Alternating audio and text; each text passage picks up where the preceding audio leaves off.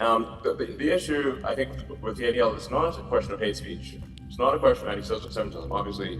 It's that the ADL and a lot of other organizations have become activist organizations which are acting far beyond their stated mandate or their original mandate. And I think far beyond what donors to those organizations think they are doing.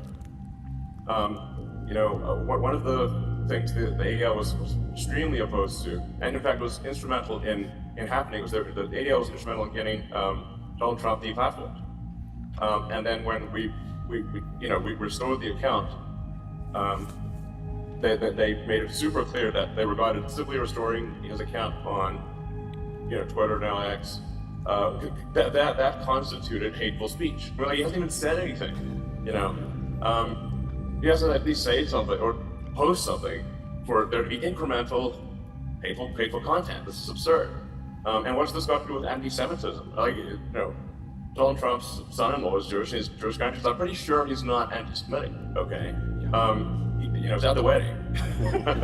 So the problem is that a lot of these organizations, like I said, they've really been captured by the woke agenda, and they're pushing a series of beliefs and values that I think are often contrary to what their donors believe. And that's what we have in this situation.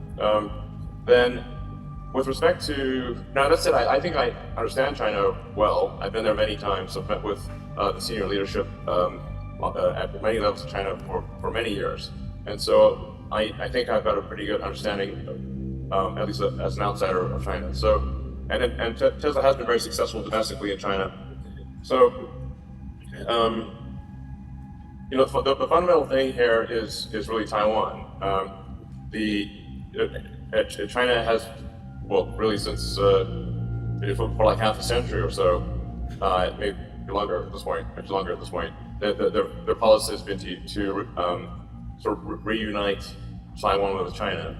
From this standpoint, maybe it's analogous to like Hawaii or something like that, like an integral part of China that is arbitrarily not part of China, mostly because the U.S. has stopped. The U.S. Pacific Fleet has stopped any sort of reunification effort force.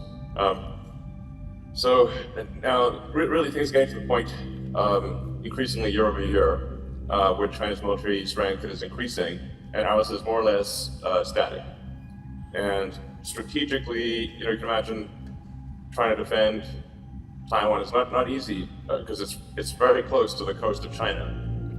So there will come a point, if probably not in the not too distant future, where China's military strength in that region far exceeds U.S. military strength in that region. And if one is to take China's policy literally, and probably one should, then there will be some forceful be used for, to incorporate Taiwan into China.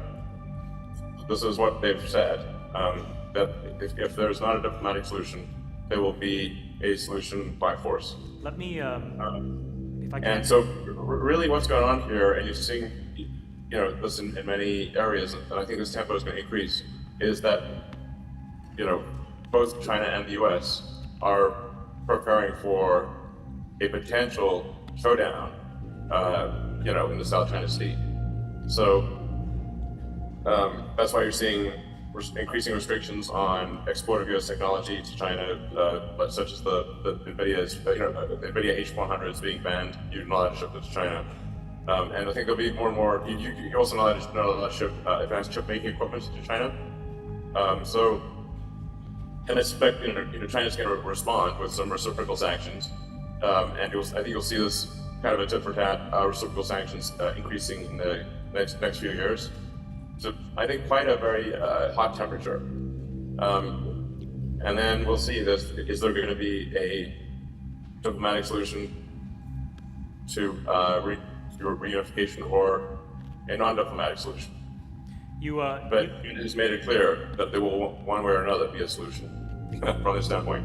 You mentioned NVIDIA, so let me just talk about AI and bring it back to that for a second. Can you tell us your regrets, but also the positives of the experience you had with OpenAI, and then what your goals are with xAI?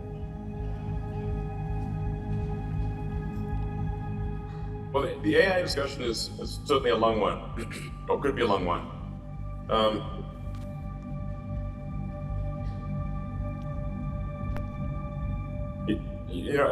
Digital superintelligence might be the most significant technology that humanity ever creates. And it has the potential to be more dangerous than nuclear weapons.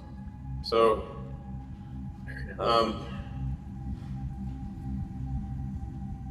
in the case of creating OpenAI, it was to have there not be a unipolar world where Google, with its subsidiary DeepMind, would control an overwhelming amount of AI talent and compute and resources, which then is somewhat dependent on basically how Larry Page and Sergey Brin and Eric Schmidt believe things should go, because they between the three of them, or 2 out of 3 have control over Alphabet, because they've got super voting rights. And I was quite concerned based on some conversations I had with Larry Page, where he did call me a speciesist for being pro-humanity, and so I'm like, what side are you on, Larry? Not ours, it would seem. I think, and so I felt like uncomfortable having the entire future of digital superintelligence be in the hands of someone who called me a speciesist for being pro-humanity. How can it not be? So OpenAI was originally created as an open source nonprofit, and now is a closed form. It appears to be. It should be renamed Closed for Maximum Profit AI.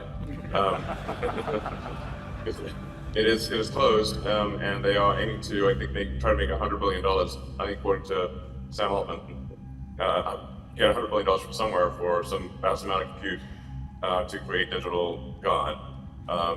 Apparently, all the weights are stored in a comma-separated value file, by the way. So, our digital God will be a CSV file. How do we import it? File import just God. to Excel, see what happens. So anyway, so now OpenAI is somewhat. It's also very closely aligned with Microsoft. Microsoft is really. The OpenAI servers are running in Azure and Microsoft data centers. So really, what you have is, I think, at the end of the day, Microsoft having more control than OpenAI.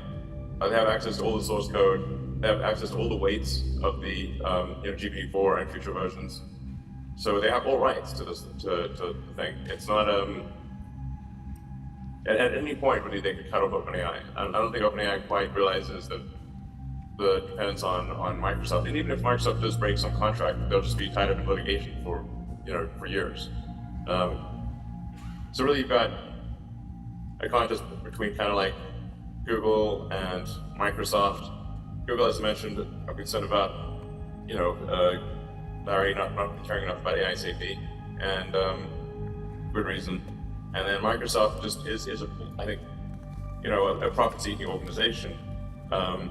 And I think Satya is great, but I can't say that it would be difficult to say that Microsoft has an amazing track record in moral decision making. So Diplomatic. yeah.